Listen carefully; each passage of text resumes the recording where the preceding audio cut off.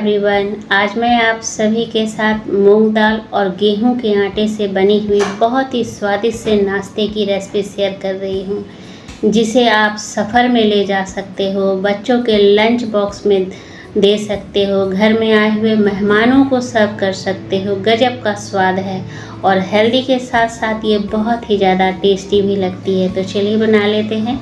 तो देखिए, सबसे पहले मैंने 1 कप मूंग दाल भिगो करके रखा हुआ था 1 घंटे पहले। जब मूंग दाल भीग गया तो मैंने स्ट्रेनर में छान करके रख लिया है, ताकि दाल के अंदर का जो भी एक्स्ट्रा पानी हो वो निकल जाए। अब ग्राइंडर जार लेंगे और उसके अंदर दाल को डाल देना है।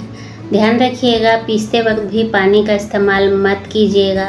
पल्स मोड पे ऑन ऑफ करते हुए अगर आप दाल को पीसेंगे तो आसानी से दाल पिस जाएगा। तो यहाँ पे हमें दाल को बिल्कुल फाइन पेस्ट नहीं बनाना है, हल्का सा दरदरा रखना है। तो टेक्सचर आप मूंग दाल का देख सकते हैं, सेम इसी तरह से हमें तैयार करना है। तो दाल को साइड करेंगे। अब यहाँ पे मसाले की तैयारी कर लेते हैं। तो 1 छोटा चम्मच साबुत धनिया, 1 छोटा चम्मच ज़ीरा, 1 छोटा चम्मच सौंफ और 10 से 12 काली मिर्च, इसे दरदरा कूट लेंगे।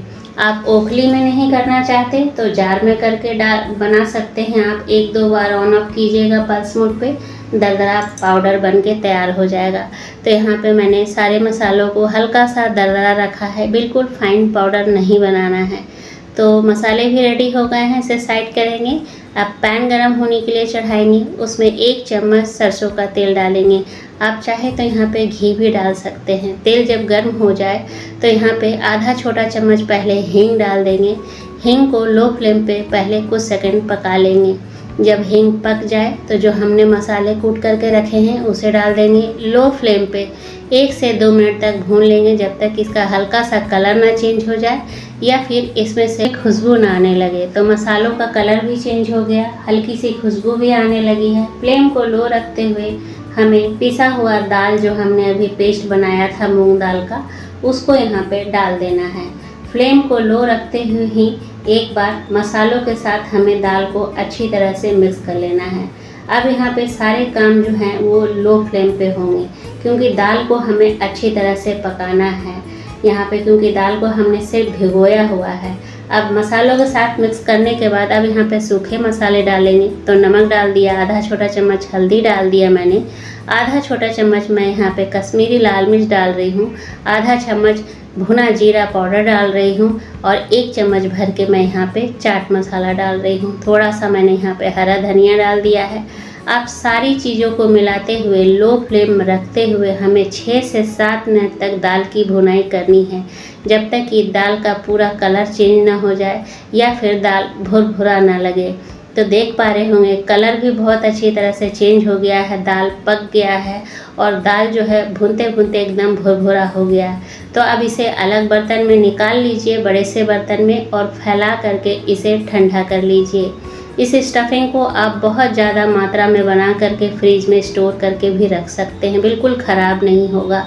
अब यहाँ पे 2 कप मैंने गेहूं का आटा लिया है, थोड़ा सा नमक डाल दिया है, स्वाद अनुसार नमक डाल दिया है, आधा छोटा चम्मच अजवाइन क्रश करके डाल दिया है और यहाँ पे 1 चम्मच रिफाइंड ऑयल डाल दिया है। आप चाहे तो घी भी डाल सकते हैं। अब यहाँ पे आटे में हमें मोइन नहीं लगाने की ज़रूरत है, सिर्फ तेल इसलिए डाला है ताकि जो हम बनाएं पिट्ठी वो सॉफ्ट बना रहे काफ़ी देर तक।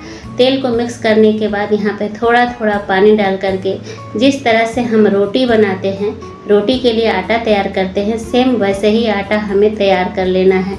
तो ये देखिए, जिस तरह से हम लोग रोटी के लिए आटा तैयार करते हैं ना अपने अपने घरों में, सेम वैसे ही तैयार कर लिया है। अब हाथों को धो लीजिए। अब इस डो को हमें रेस्ट पे छोड़ने की ज़रूरत नहीं है। जितनी बड़ी आपको पिट्ठी बनानी है उतनी बड़ी लोई तोड़ लीजिए और इस तरह से हाथों से चिकना करके रखते जाइए। पहले पूरा लोई बना लीजिए, इससे आगे के काम में आसानी हो जाएगी। तो लीजिए, इतने सारे लोई हमने बना लिए। इधर जो हमने मूंग दाल का स्टफिंग तैयार किया था वो भी ठंडा हो गया है। अब यहाँ पे भर लीजिए। तो जिस तरह से हम सत्तू का पराठा या आलू का पराठा बनाते हैं, सेम उसी तरह से कर लेना है। और ये आटा इस तरह से गूँथा हुआ रहता है, आपको अलग से सूखा आटा या तेल की ज़रूरत नहीं पड़ेगी, हाथों में ये चिपकेगा बिल्कुल भी नहीं। तो इस तरह से आप बना लीजिए।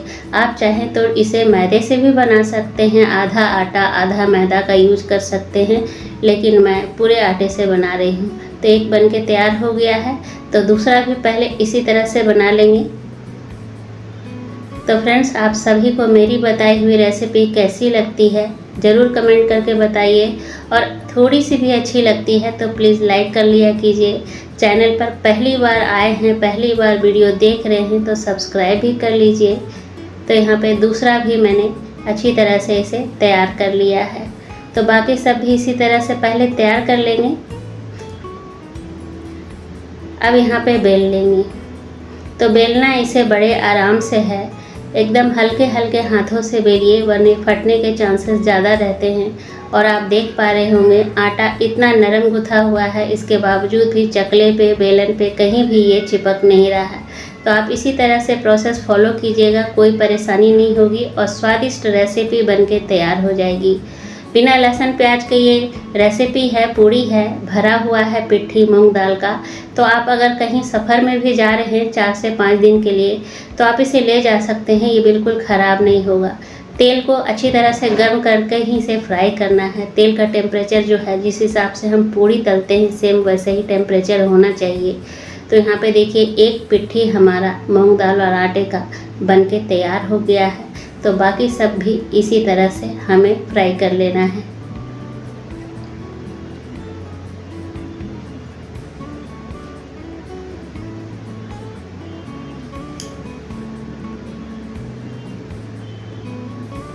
तो यहाँ पे एक एक करके मैं पहले फ्राई कर लेती हूँ। इस पिट्ठी को आप चाय के साथ या फिर ऐसे ही चटनी, सॉस, सब्जी अपने पसंद के का सब्जी जो भी आपको इच्छा हो उसके साथ सर्व कर सकते हैं।